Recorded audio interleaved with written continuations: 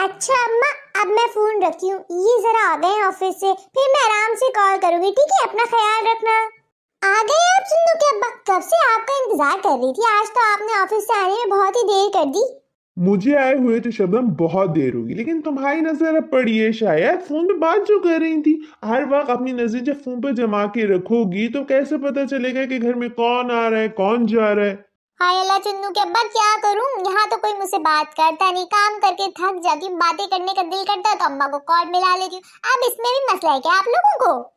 मसला तो कोई नहीं, लेकिन अल्लाह बख्शे मेरी दादी अम्मा को, वो मेरी अम्मा को कहा करती थी, तुम भी सुन लो और अपने पल्लू से बांध लो कि जो लड़कियां शादी के बाद अपने मैके से फासला नहीं रखती, ससुराल की पल पल की खबर अपने मैके पहुंचाती हैं, उनसे मशवरे लेती हैं, उनके कहे पे चलती हैं, वो घर आबाद नहीं हुआ करते, वहां तलाकों की डिग्री हाथों में मिल जाया करती है।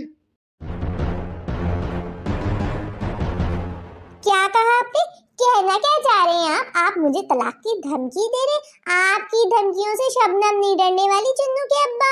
एक बात तो आज आप कान खोलकर सुन ले, आपकी धमकी से डर कर नहीं दे रही, आपका दिल साफ करने के लिए एक बात कह रही हूँ कि जरूरी नहीं कि शादी के बाद अगर एक लड़की अपनी अम्मा से बात कर रही हो तो वो ससुरालियों की बुराई कर रही हो या उनसे सीख रही हो। अरे अम्मा ने तो हमें जितना सिखाया वो तो वैसे ही काम नहीं आया, अब मैं उनसे ऑनलाइन क्लासेस क्यों लूंगी?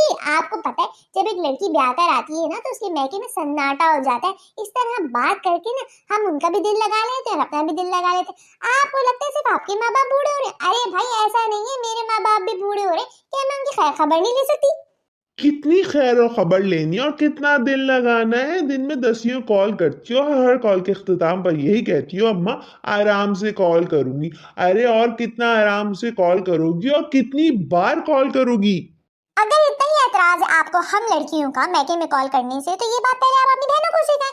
उनकी तो 85 कॉल आती है और वो ससुराल में रह के मैके में हुकूमत करती हैं, भाई भाभीओं की जिंदगी पे हुकूमत करती हैं। पहले उनको जाके सिखा, फिर आइएगा मुझे सिखाने।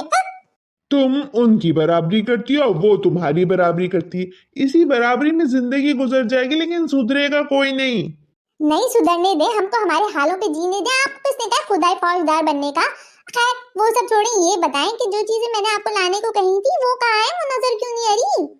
नहीं लाया, मैं गया था दुकान पर, लेकिन तुम औरतों की चीजों में इतने ऑप्शंस होते हैं ना कि मैं कंफ्यूज हो गया, इसलिए नहीं लाया मैं। हाय अल्लाह, ये क्या बात हुई चुन्नू क्या बाप? मुझे नहीं पता, आप मुझे अभी मार्केट लेके जाएं, मुझे वो सारी चीजें लेनी है। अरे मुझे कोई ऐतराज नहीं, मैं ले जाऊंगा मार्केट, लेकिन जाके पहले अम्मा से इजाजत तो ले लो। अगर उन्होंने इजाजत दे दी तो चले जाएंगे, वरना फिर बाद में कभी देखेंगे।